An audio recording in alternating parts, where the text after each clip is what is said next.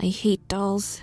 I despise their faces, with frozen expressions and dead eyes that seem to watch your every move, but the fact that they're so human-like is what irks me the most.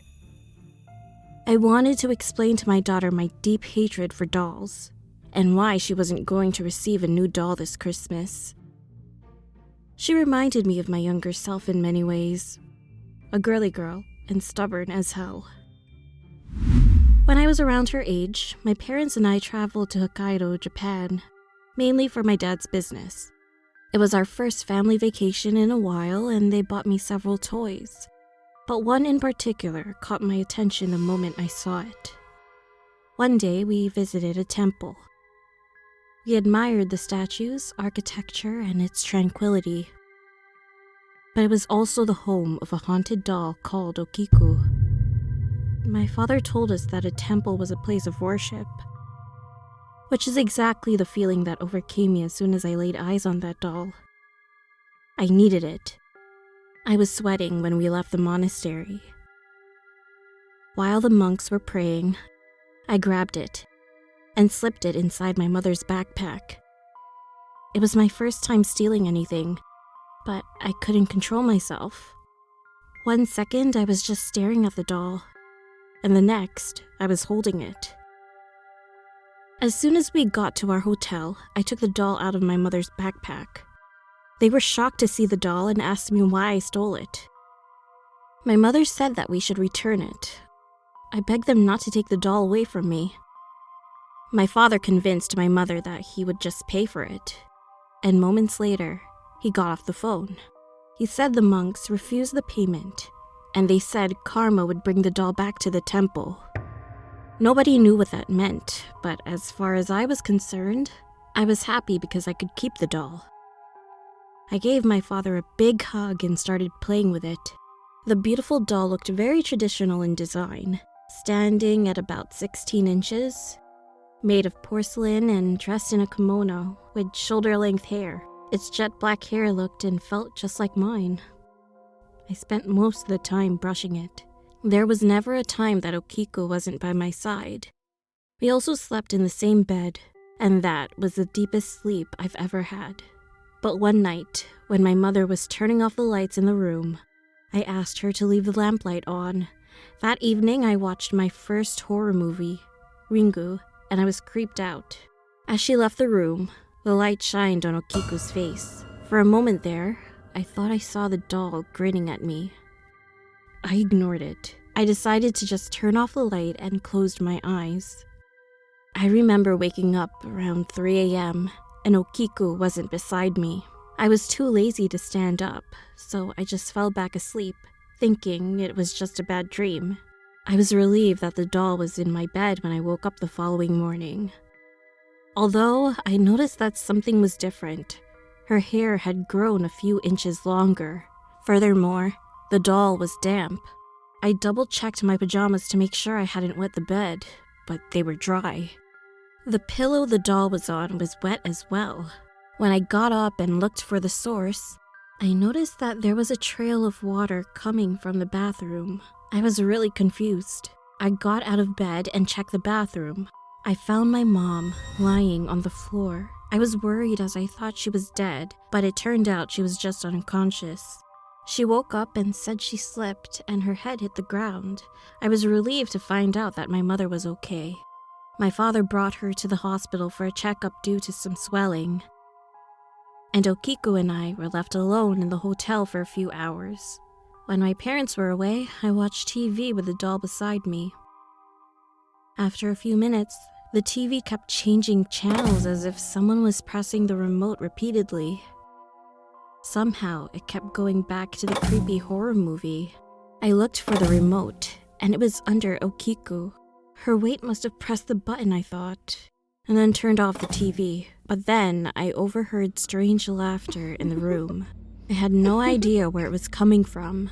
The tiny laughter was terrifying, so I embraced Okiku, but realized it was coming from her. She smiled, showing off her porcelain baby teeth.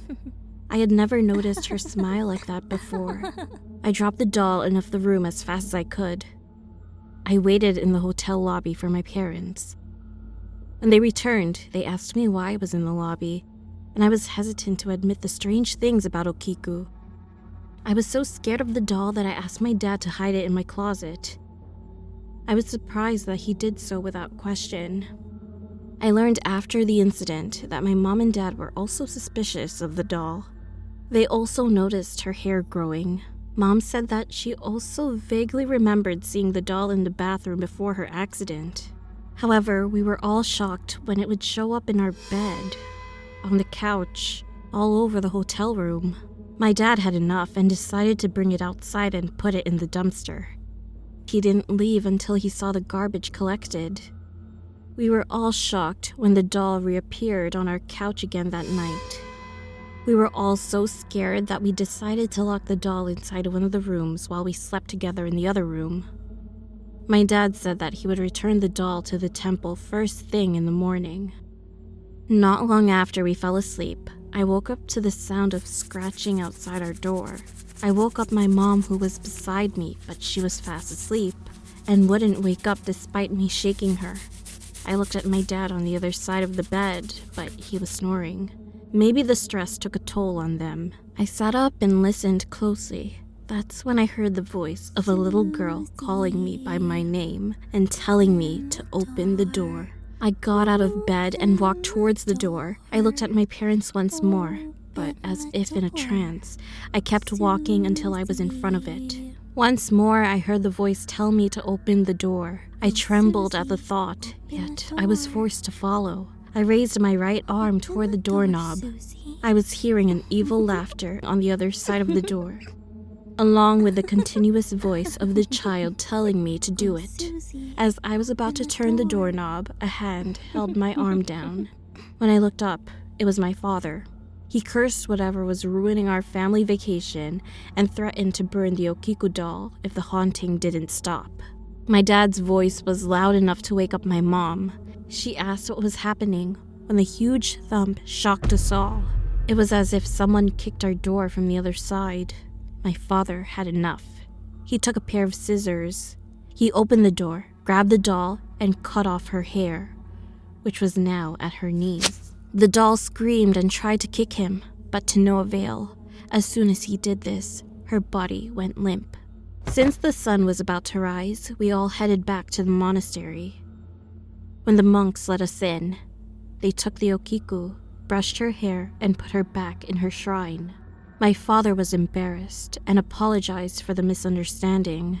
They quickly forgave him, and that's when we learned the history of the doll.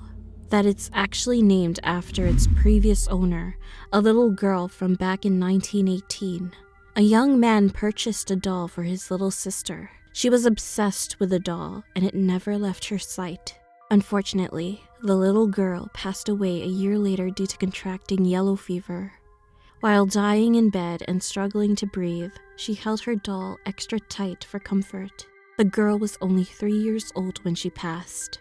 The family wanted to bury the doll with the little girl, but couldn't. Over the years, the family noticed that the doll's hair grew, and slowly they too were haunted by the doll. They believed their daughter's soul was trapped inside it. Eventually, they came to terms with it, but ended up moving. They didn't want the doll far from their daughter's grave, so they asked the temple if they could take care of it. And they happily took it under their wing, groomed her regularly, and even sent her hair for testing. And yes, her hair is real human hair. When I learned about this, I was so traumatized that when we returned home, I immediately threw all my dolls away and vowed to never have another one.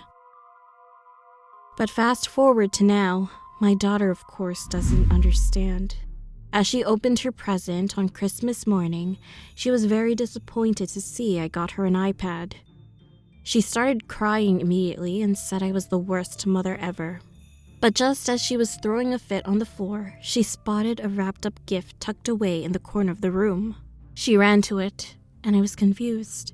I hadn't noticed it before. She saw that it was for her and tore it open. She beamed with joy and started jumping up and down and laughing, except her laugh sounded different, or eerily familiar. When she pulled it out of the box, I started screaming. Okiku had returned.